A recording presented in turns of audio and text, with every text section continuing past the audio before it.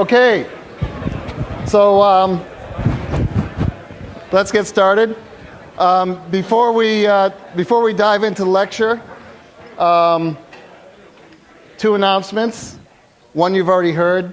So remember, for the exam, which is tomorrow evening, we're gonna split into two groups. So there's the algorithm right there. 15, 17, 18, and 19. If you're one of those labs, you go to 10 Evans. Otherwise, 1 Pimentel. And if you need any special arrangement, talk to Brian, who is, as you know, sitting right up in front here. Okay? And then, I don't know, Dan, is there any announcement we need to make on what? Oh, okay, I can read that. If you can't find our webcast on YouTube, try iTunes U. Sometimes there are video glitches, and YouTube won't take audio-only podcasts, okay? And then what do we do here? 3? 3. Okay, so, all right. So just in the news, this is, again, I'm cheating a little bit because this was last month, but it's relevant. Google took the unprecedented step of detailing the energy usage of their data centers. And what they disclosed, this was early September, that basically they're continuously using the amount of energy it would take to power 200,000 homes, which is, you know, a pretty decent-sized city. You know, you might think that that's a bad thing, but part of the argument that they made is that actually it makes the planet greener than if people were getting in their cars and going to the library and doing all this. So you can do that evaluation for yourself. You know, what's your part of that? Basically, per day, each person that uses Google basically burns a 60-watt bulb for 3 hours. That's about how much energy gets used. So that article's in the New York Times. The other reason I put it up today is because the person interviewed in that article is Urs Hosel, who's one of the main data center guys at Google. He's also the co-author of the reading that was attached to today's lecture. So he and one of the other leading data center guys there put together this free book that describes warehouse-scale computing in data centers. And we're reading a couple chapters from that. So again, since, let me just grab the door here.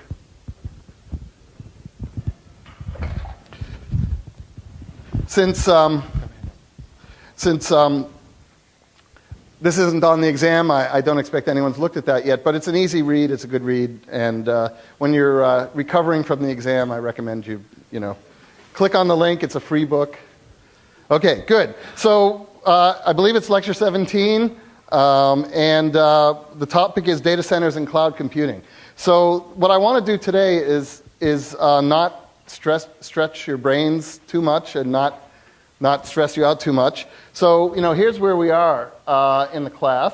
These are the 6 big ideas that we're, trying to hit over the course of the semester.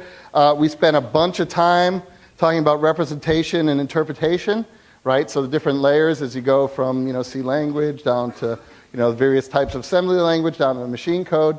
And we had a nice lecture last time on how that all gets turned into a runnable program through the process of compilation, assembly, linking, and loading. So we've been talking about that quite a bit.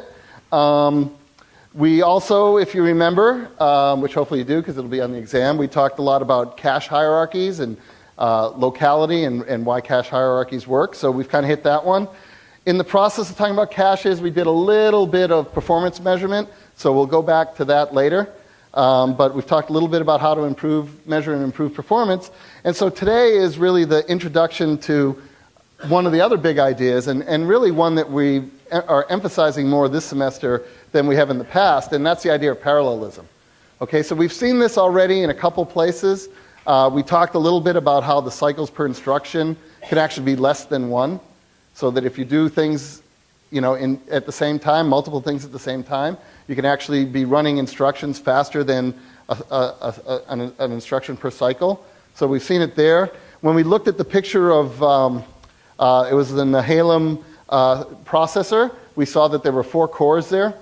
So that's 4 processors that are all going to be running in parallel, so we've seen it there. We're going to go back to that later.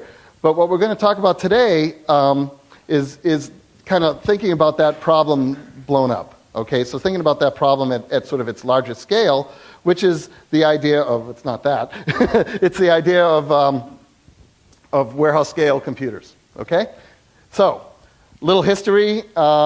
This is what computers used to look like, and actually they look a lot like this again, which is kind of funny. But that was your CPU. This is all I/O stuff, whether it's tapes or card readers and things like that. This is in the 50s and 60s. There's actually two people in that picture, which is actually important for our discussion today. Although they don't warrant any mention here. So they're neither part of the CPU nor the I/O. I guess they're more part of the I/O system. So, but the idea is big computer filled a room.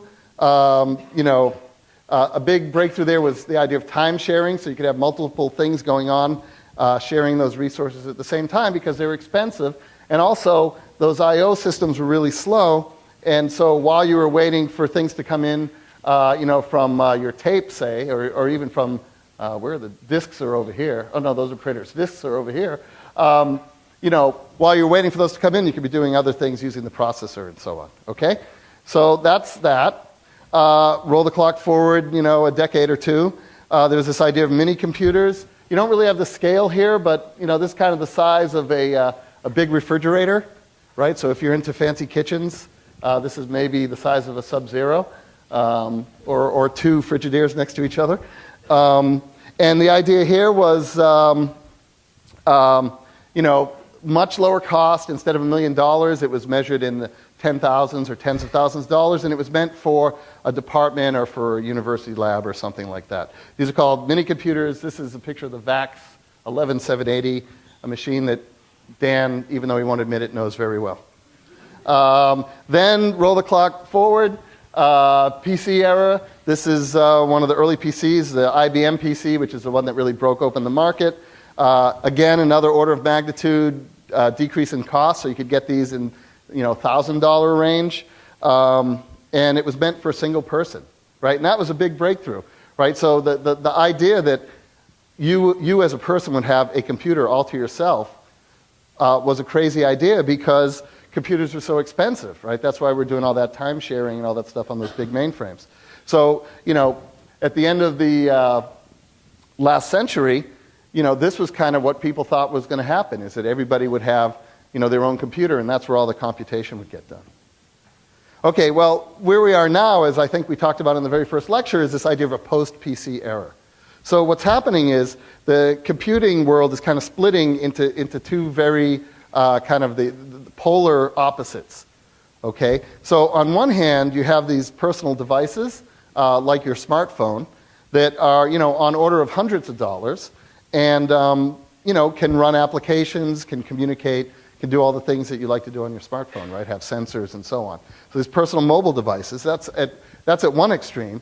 And the other extreme, we're almost back to that first picture I showed you, that big mainframe picture, where there are these huge clusters of shared resources, right? And again, the price goes back up to millions or even hundreds of tens or hundreds of millions of dollars to build these things out.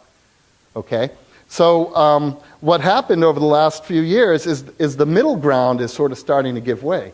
And you're ending up with really, really, really personal machines that you can carry in your pocket, and then back to the old mainframe approach where there's a bunch of shared resources that are available across, by going across the network. Okay?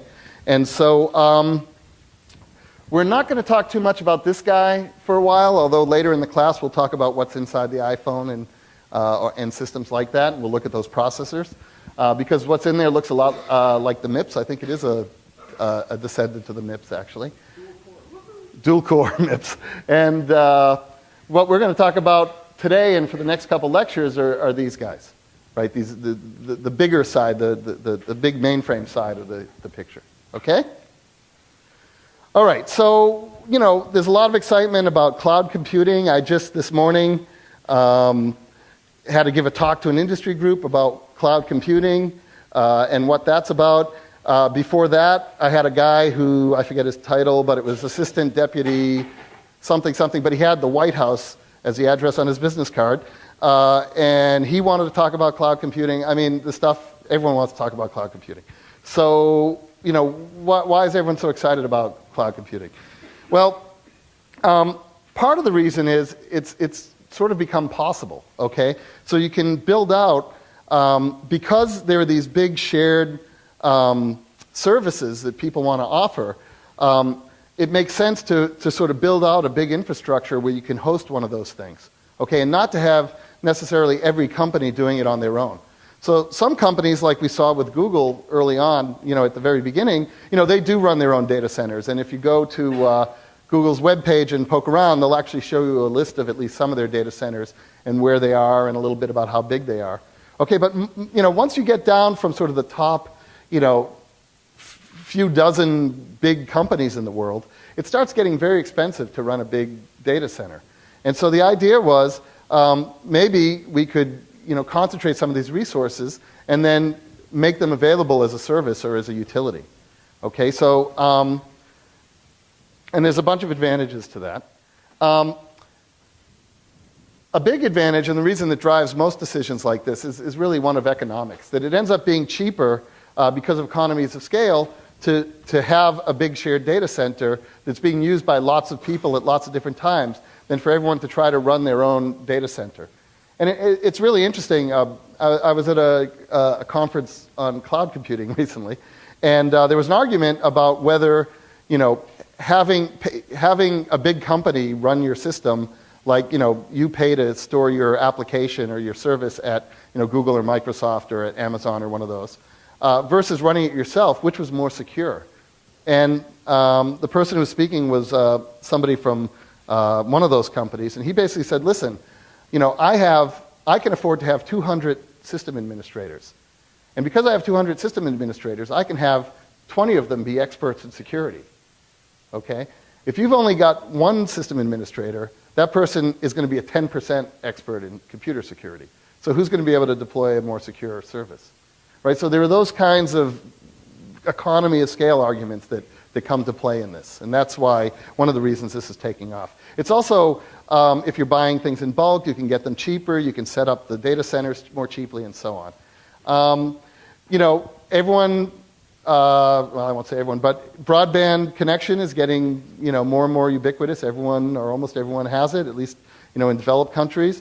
And so, certainly in those regions, it makes sense to. It's not a problem that the service is actually geographically separated from where where the users are. And then, there's some advantages that we'll see and that they talk about in the chapters that we had on the list for today about you can standardize on a particular hardware vendor and a hardware type. A lot of these companies build their own servers. We'll see a picture of that in a little bit. And you can standardize on a software stack, and so then that makes things easier as opposed to trying to manage lots of different hardware, lots of different software. Okay, so this is all economic. You guys are going to get to use a service called EC2, the Elastic Compute Cloud, which is run by Amazon Web Services. And Amazon was generous enough to give us a grant to give you guys accounts on Amazon on EC2. You still got to be careful with them. We'll talk about that when we get there. We're gonna be very careful about how much we spend because 300 people doing the wrong thing can be very expensive. But what EC2 is it's basically a service where you go if you're not lucky enough to be in a class like this. You give them your credit card, and they allow you to rent resources. And the resources you can rent. There's storage, there's applications, there's all sorts of stuff. But the basic resource for EC2 is computers, okay? And this is just showing that you have a menu when you go to Amazon Web Services. There's a menu of machines you can get. So, there's kind of small, large, and extra large. And those kind of scale up in terms of, how many cores they have and how much memory they have and so on, how much disk they have. But then you might want to be doing more specialized things. So you might need, extra memory, so you can get these guys. Or you might be doing like some very detailed simulation that's very compute intensive. So you can, they have high CPU instances. And basically, this is the price that you pay per hour. Okay, so if you wanted to build a supercomputer with, say, I don't know, let's pick an easy one. 1,000, high memory double extra large systems, which, as you can see, are, what is that? 4 cores, terabyte of disk, 34 gigabytes of memory. So 1,000 of those, it would cost you $1,000 for an hour. And before this kind of cloud computing happened, there were only, there was a list of the top 500 fastest computers in the world called the Top 500, published every year. Only a few years ago, that thing you're renting for $1,000 an hour would have been on that list. So, tremendous way of sort of getting a bunch of resources, using them, and then letting go of them, okay? Yeah?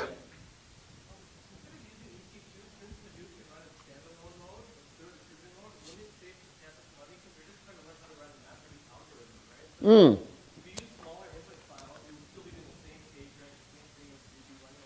Okay, so that's a somewhat advanced but great question, which is, hey, we're going to end up using Hadoop on this thing, which is this MapReduce system. A lot of you guys have already seen MapReduce in 61A. We're going to be talking about it again on Friday. Since Hadoop runs in standalone mode, why don't we just run it on our machines? And the answer is because we really want you to get the experience of using these cloud resources. And in fact, part of the next project is going to be get your system running on a certain number of nodes, measure the performance, and then scale it up to twice that many nodes and get the performance. So, if Amazon hadn't come through with this grant, then we very well may have done what you said. But, Amazon wants you guys to learn about cloud computing because they think in the long run that's good for them. So, they're willing to let us use it for free, and so we're going to take advantage of that. So, okay? The other thing I'll mention, which is slightly off topic, but if you're business inclined, it's kind of interesting. There's another way to buy resources, particularly from these guys, which is they have what's called the spot market. Okay, and the spot market isn't fixed price. It's basically you go in and you put a bid. You say, I want this many resources at this time, and I'm willing to pay this much. And it's basically, like the stock market or something. If your bid's the best one, you get it. Okay? And so what that lets you do is basically you can think about, if you're less time sensitive about when you get your work done, maybe you can run your job at night, when it's at night in the U.S., and run it on some U.S. data center, and you'll be able to get the resources for much cheaper. Okay, and I'll show you why the spot market's interesting in a little bit, but it basically really gets it down to this utility where the cost of computing is it's just the way people bid for electricity and so on. It's just another utility. Yeah? Why are the numbers for memory so weird? Well, let's see. They're pretty weird. I don't have a good answer for you. I mean, I will say that the way this thing works, most of these systems are actually virtual. You don't actually get a box to yourself. So I think if you go to standard extra large, that is a box, but that's still kind of a weird number. Okay, but there's another thing going on here, which is virtualization, which is, if you buy a standard small machine, you rent that for an hour, you don't actually get a machine. You get a virtual machine, which is running on. So I think that's part of it too. Oh, you think it might be virtual? So it might actually be virtualization. Oh, that's interesting. Okay, so Professor Garcia is hypothesizing that this might actually be 2 gigabytes, but you lose 0.3 gigabytes to the virtualization. Oh, it's a good guess. Any other guesses? Maybe they bought discount memory and some of it doesn't work. Yeah.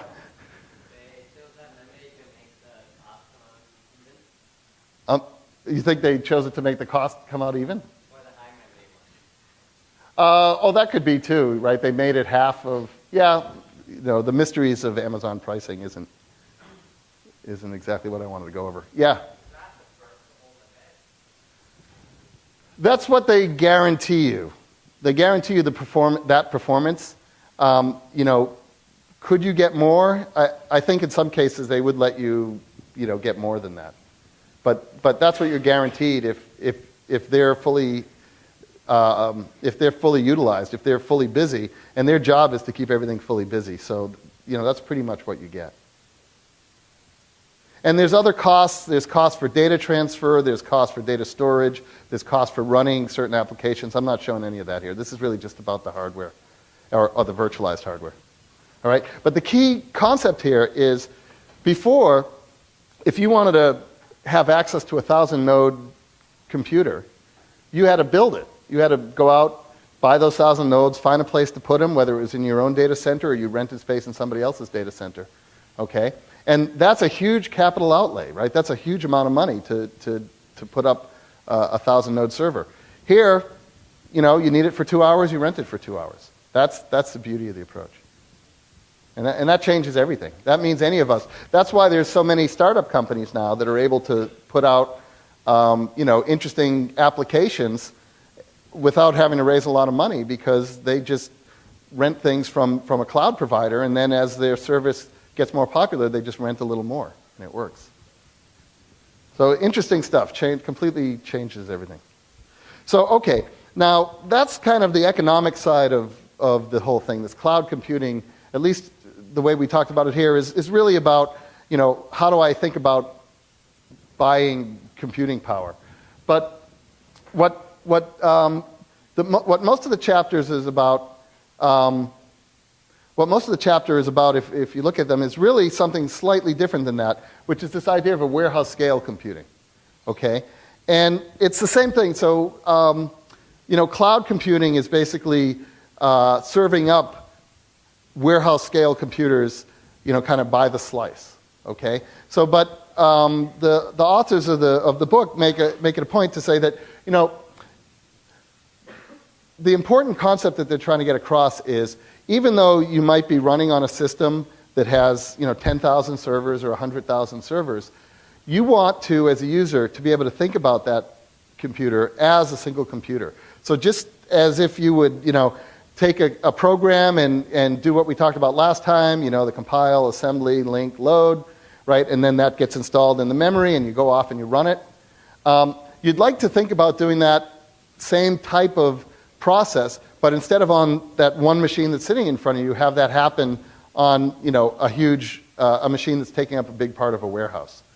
Okay, so it's not just about having lots of machines, right? There's always been big data centers, at least for a long time, right? Where you have racks and racks of machines, and this rack is owned by this company, and this rack is owned by this company, and so on. This is saying something different. This is saying you have all those machines, but conceptually, to the programmer, to the debugger, to the developer, it looks like you could think about it as if it were, in some sense, a single machine, just a really big, fast one. Okay?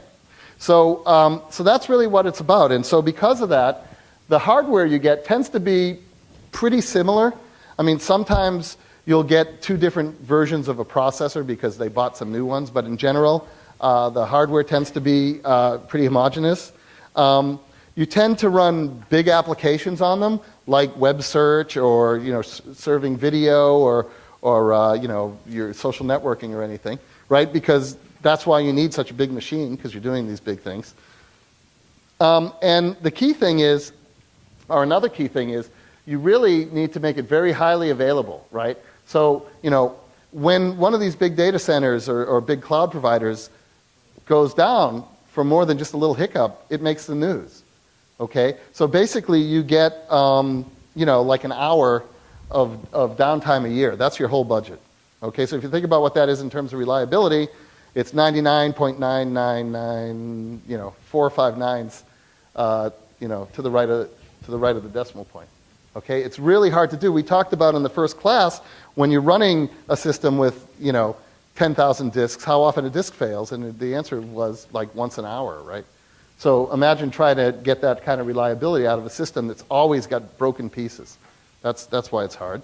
And then this is kind of at the very beginning of the book, they make this case here, which is important, which basically they say, the reason we wrote this book and the reason we're giving it away is that we want everyone to think about this class of system, these warehouse scale computers, the same way they would think about any other computer. So just as if you're a computer scientist and you're interested in studying, making processors go faster, or making graphics processors go faster, or something like that, it's just as valid to be thinking about how to build the software infrastructure and the deployment of these warehouse scale computers. So it's a computer science problem. It's not an engineering problem. Or it's not just an engineering problem. Okay? All right. So, what are the design goals for this? You got to have lots of parallelism, right? So if you remember Amdahl's law, if you have a task that only require, that has to run in serial, you could have as many machines as you want. You're going to get no benefit from adding new machines. Okay? So you have to have work that's parallelizable, and we're going to talk about the different ways that can happen, right? And it can be done by having multiple programs. It can be having a program that has multiple threads of control. It can be done by having, smart ways of splitting things up. But if you don't have parallelism, you can't take advantage of this. The other thing is, how do you take advantage of the scale, right? So these are huge, huge systems. That gives you a lot of benefits, like we've talked about in terms of economic benefits. But there are problems with it, too. One is dealing with the failures. Another is, no matter how big a company you are, you don't build that many massive data centers. So there's not really, so you do all the design for one, you don't necessarily get to carry that over to the next one or all of it over. And then the other thing is that in general, when you look at a picture, and I'm going to show a couple in a second, with lots and lots of hardware, you think, boy, that equipment must have been expensive. But the truth is, if you're not careful, the cost of owning that equipment can dominate the cost that you originally paid for the equipment. So it's all about maintenance and management and all that stuff. All right. So we've seen pictures like this before. I showed you Google's new data center in Finland. This is one that also Google, it turns out, that they built near the Hood River in Oregon. And again, why is it near the river? Well, there's cheap electrical power there. There's cooling there. And, cooling is a big deal for these things, right? But, if you were just driving by this thing, you wouldn't know whether it was a, factory or a warehouse or a data center. And that's actually the way they like it. So if you were to drive by here, you would not see a big billboard that said, "Welcome to Google's data center," right? Because they figure if you don't know that that's what it is, they don't want you to know, okay? Because there's no upside to you knowing that. Okay, what's cool is you look inside there, and I think I've showed you this before. The way people are deploying these things now is they're putting them in these containers, right? So the things you see driving, on the back of trucks when they come into the Oakland port and they load it up, it's full of stuff, to bring to Walmart. Same exact technology, except it's stuffed with servers, okay? And then all the cooling and all the stuff and all the networking you need to make the servers work, okay? All right, and what's good about these things is you could just keep adding on new ones. And as I think I told you at the beginning, a lot of times, a lot of new data centers have even gotten rid of the building part, and they just stack these things up, in a parking lot. Okay, and it just scales out. So it's kind of interesting. Okay, so let's look inside there. So what's the equipment look like? So the kind of the basic unit is a server. And the server consists of, some number of chips, CPU chips or processor chips. Those chips each contain multiple cores. All right, there's also memory in there, some amount of DRAM. Here it says 16 gigabytes, and then some amount of disk. Okay, so each of these is kind of a complete unit, multiple processors, a bunch of memory, a bunch of disk. Okay, and it's on a rack. It's rackable. So then what you do at the next level of the hierarchy is you stack them up, okay? So this is a rack, 40 to 80 of these, okay? And in the middle here is the switch, is the communication. So all of these guys, if you look in the back of this, it's just a big jungle of wires. And all of these server boxes are plugged into this switch, okay? And it's in the middle because that's kind of the cleanest place to put it, right? You take each of those racks, so there's 40 to 80 servers in a rack, and you organize those into arrays or clusters.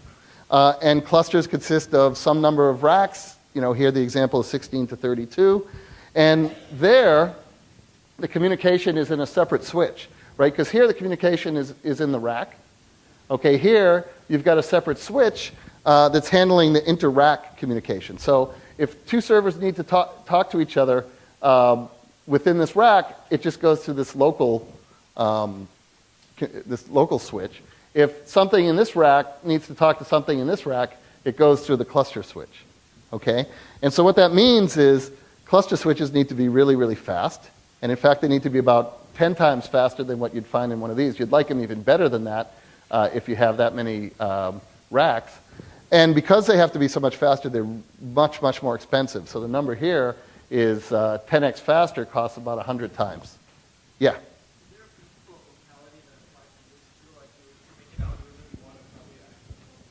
Yeah, so we're going to talk about that just in a second. So that's exactly the right thought to be having. And if you're thinking about, is there anything I can get out of this lecture that would be at all helpful for the exam?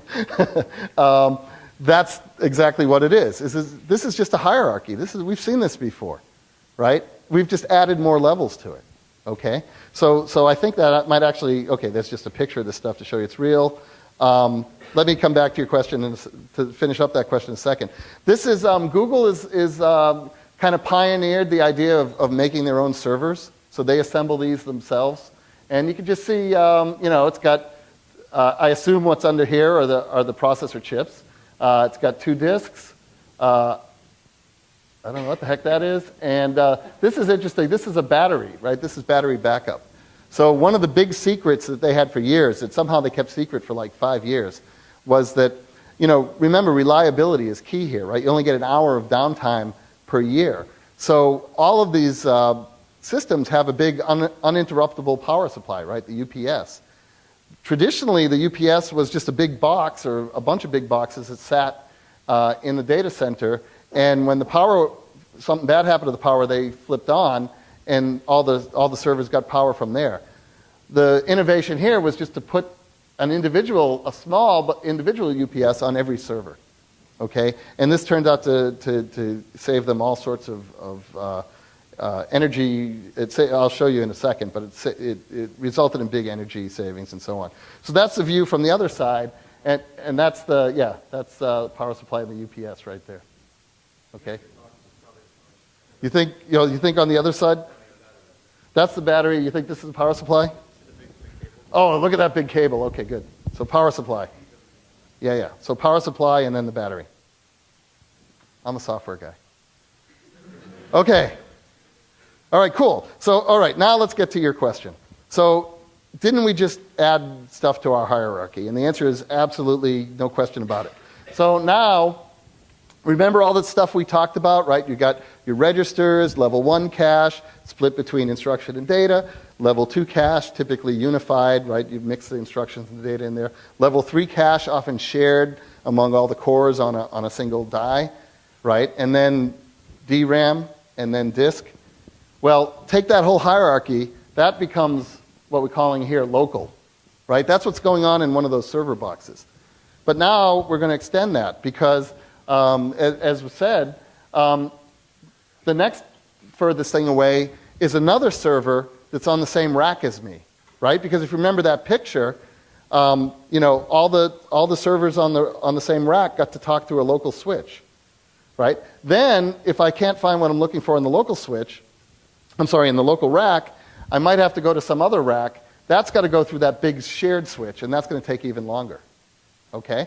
So that principle that we had of hierarchies and things being, close and small and further away and bigger, it also holds here. Now, we're not going to use this the exact same way. We're not going to, if you remember in our processor cache, we would take something from memory. Well, we would look to see if it's in level 1. If it's not there, we'd look in level 2. If it's not there, we'd look in level 3. If it's not there, we'd get it from memory, and then we'd come back the other way. We'd put it in level 3, level 2, level 1, and we'd give it to the processor.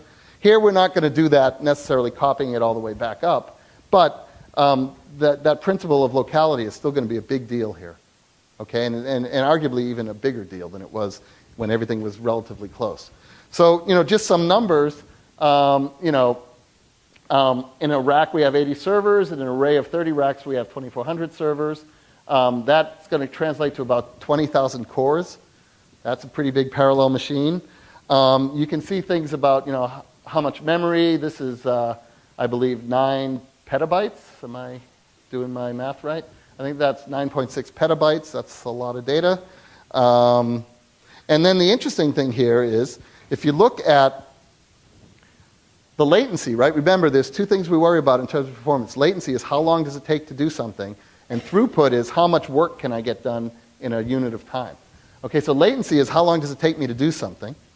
And what you can see here is going to the local disk is much, much more expensive in terms of microseconds than going to the memory of some other machine, even if it's not in my own local rack.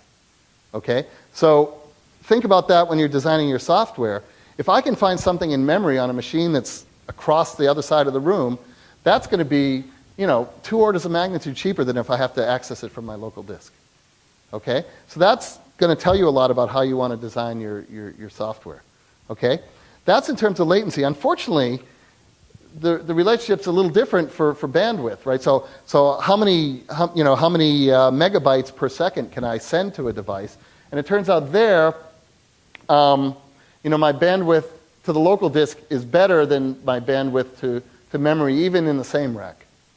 Okay, so if I'm interested in sort of just getting one thing and I've got somebody waiting for it, I'm willing to go even across the room. If I'm trying to stream out a bunch of data, like you just uploaded your latest video to YouTube and I got to put it somewhere, I'd rather put it on my local disk than try to send it to even another server in the same rack. Okay, these are all the things that somebody's thinking about, and hopefully it'll be you guys, when they're designing their software for these systems. Okay, so did so the comment about, is there locality concerns here? Yeah, absolutely, and those are the numbers for them. Okay? So, okay, now I got two other things I want to talk about, and then we'll wrap up. The first one is this idea of workload variation, okay? So, this is what's called the diurnal the diurnal cycle. And this basically says, at midnight, the workload's pretty low, people start waking up, everyone's working really hard at noon, and then people start going home, and then, it goes back down. Okay? Now, if you're building a data center or a warehouse-scale computer, okay, if you took the average utilization of this, it would be somewhere, around here, right? So, but unfortunately, you can't build your system to handle the average utilization, because that would mean every day, at the worst possible time, you'd be overloaded. So when you size your system, you have to size it for the peak usage, right? And so here, this is showing the peak usage is twice. So you have to build a system that's twice what your off-peak usage is, okay, in terms of capacity. And furthermore, that's probably not good enough, because every once in a while you have a spike, so you probably have to add another factor or two, right? So if you're not careful, there's going to be huge chunks of time when your resources are only being used like 10, 20%. Okay? And that makes this less economical, right? So the whole point of putting everything together in a warehouse scale computer or a cloud computer is that by doing that, you can keep everything busy all the time. So that's one reason why Amazon has these spot instances, because what they want to do is they would rather sell you resources, right? During this period, they've got all these computers sitting idle. They'd rather sell you those for cheap than to just let them sit idle. So the people who really care about getting their work done at noon pay more. The people who are willing to wait till nighttime can pay less. Yeah? They serve like one setup, because if it's night at one place, it's going to be like day at the other place. Yeah. So the question was, well, can't they fix this problem by, mixing workloads from different parts of the world in the same data center? And the answer is absolutely yes, they do that. But there's a couple problems with it. One is there's a lot of parts of the world where the usage is still pretty low. Okay, so certainly North America and Europe dominate currently. And then the second problem is it's a latency problem again. If every request you make to the web goes to some web server, in Japan or something, you're going to notice that in latency, because it's minimum 100 milliseconds each way, and probably a lot more than that. So just for locality, you have to be careful. Just for response time, you have to keep the important stuff near where the people are. But in general, absolutely, people try to play the trick of moving work around data centers to solve this problem. Any other questions about this? Okay, yeah, 2x. Okay, so, we've kind of talked about all these. When you're writing your software for your warehouse scale computer, you really got to worry about where things are placed in the hierarchy, because that's going to impact performance. You got to be able to handle a situation where at every time part of your system is broken, and you still get good performance. You got to be able to scale up and down gracefully. So when we start Project 2, the Amazon people asked me to send them an email, 3 or 4 days before, warning them, just so that they know. I mean, not that you guys are going to, take over. You better not, because we don't have that much. They didn't give us that much of a grant. But, they want to know, because, they need to be able to scale up and down. And, the fact that your memory hierarchy is even bigger than the one we were already talking about, and you have these failure problems and so on, means that, there's a lot of interesting challenges for developing these kind of computers. And in fact, if you come over to our lab in Soda Hall, the AMP lab, this is a lot of what we do, is figure out how to build the software to make these things run, more efficiently, faster, and let you do more with them. So it's a really interesting problem, not solved yet, but, certainly these things work. All right, so the last thing I want to talk about quickly is energy use and power.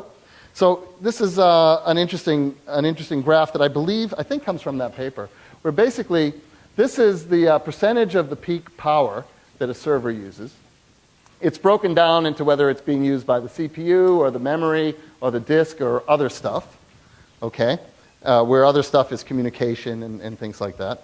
And it basically goes from the system being totally idle, so basically it's not doing any work, to the system running at 100% capacity. Okay? And the scary thing that you see here is that even in the idle state, you're using almost half the cost of the power. So there's another project in our department called Local, which is focused on energy usage in data centers and beyond. And their motto is, what's their motto? You should be able to do nothing well. Right? So doing nothing well is their motto. And what they mean by that is this server's doing nothing. It's idle. It's not doing anything, but yet it's using 50% of its power. Okay? That's bad. What you'd like is if it's not doing anything, that it's basically using no power. Okay? But that's not the state of the art. So, when you're idle using half the power, by the time you get up to 50% busy, you're already using 90% of your power.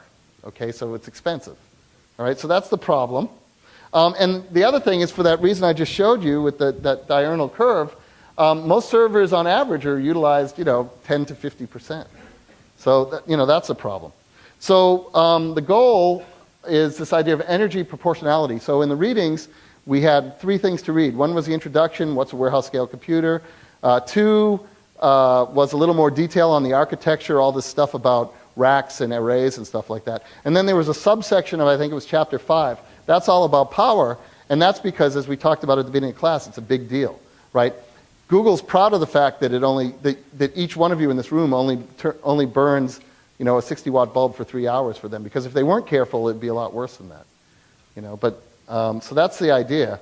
So just a little terminology. Don't get too hung up on this, but the overall energy efficiency, which is the amount of computational work that gets done divided by how much energy gets used. Okay, that makes sense. So, the more work I can do for the same amount of energy, the more efficient I am in terms of energy. That's good. But the one that's a little more interesting is this idea of power usage effectiveness, or PUE. And what that is slightly different. I've got this big building, this data center, and it uses a certain amount of power. You divide that by the amount of power that's actually used by the computers. So computers and networks, everything else is overhead.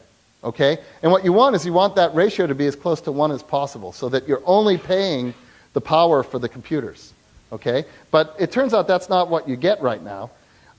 In general, half the power in the data center goes to stuff other than the computers. Okay? And where does it go? This is one breakdown that, again, I think came from from that chapter.